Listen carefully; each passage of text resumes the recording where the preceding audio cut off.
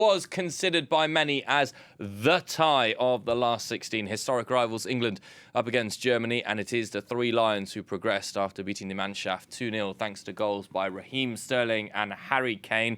Gareth Southgate's team moved through to the quarterfinals. It's the first time they have scored more than 2 goals in a match at the tournament, and they are still yet to concede. Ruben, we saw a diligent, clinical England against this German team. Yeah. That's exactly how it was. I think England played. They played a good match. They won, so they can be happy. It wasn't spectacular. Maybe after yesterday night we were expecting something crazy, but let's say that this match was tactically more sound than those two crazy matches from yesterday. But England did what they had to do. They had 2 real chances and they scored both, so they're deserved winners because Germany didn't score, and they had their opportunities as well, of course. And your views on the Germany side, crashing out like this? Well, it was a strange tournament, I think, for the Germans. We've seen them playing some really good football against Portugal. They were quite bad against Hungary.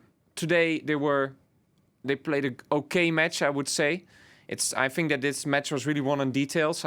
Like I say, England was scoring the goals when they had to, whereas especially the big Thomas Müller opportunity. Well, we see him there on the picture. He was the determination of the English was just more than the Germans, I would say. That was the difference today. Well, the night belonged to England, and it is fitting that we hear from the star of the match, the man of the match, Harry Maguire, who praised his manager after the game. Gareth studies the game and picks the team that he thinks is the best one to go and win the football match, and I'm sure he'll continue to do that without listening to everyone else who has an opinion. But that's football. That's why we're involved in football. Everyone has an opinion. Everyone thinks differently. But yeah, of course, leadership is a big part of us being where we are now. Not just players, staff, everyone involved. Very interesting from Harry Maguire, Ruben, because the initial reaction from many people when they saw the England lineup when it came out was anger, disbelief, disappointment, however you want to put it.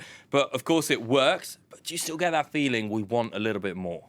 Yeah, so were we now when you saw the lineup with all those defensive players. You were like, where's Mason Mount? There was the whole COVID story, but where's Phil Foden? Where's Jack Grealish? And when Jack Grealish came on, I think the match changed. So of course, he's defending his manager, and Gareth Southgate won the match 2-0. He's the first one to win against Germany since a very, very long time.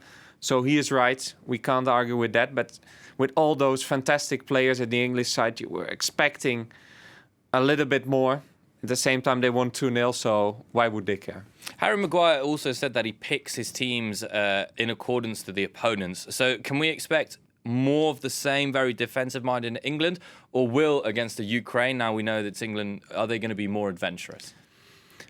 They should. I mean, if you look at the Ukraine matches, their strong point is more in attack than in defense. So if England wants to win that match, I think, for example, this match, they were really reacting on what Germany wanted to do. I think that if against Ukraine, England will be the odds-on favorite. So it's up to them to attack and to play for a win.